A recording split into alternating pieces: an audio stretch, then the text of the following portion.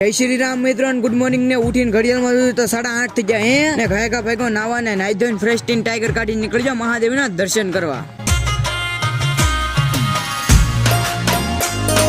પહોંચી ગયો શિવ મંદિરે ને ઘણા દિવસો બાદ મહાદેવના દર્શન કર્યા. મહાદેવના દર્શન કરી નીકળજો પાછો ઘર સાઈડ ને પહોંચી ગયો ઘરે ને ઘરે પૂછતા હોય તમારો ભાઈ કરવા મળ્યો એડિટિંગ પતી ગયું. હું એવો દાવા માટે કેમ કે થારની એડવર્ટાઈઝ કરવાની ને આ થાર પીડી થી મને 500 રૂપિયા મને આ કઈ પ્લાસ્ટિક ની ને સ્ટીલ ની છે.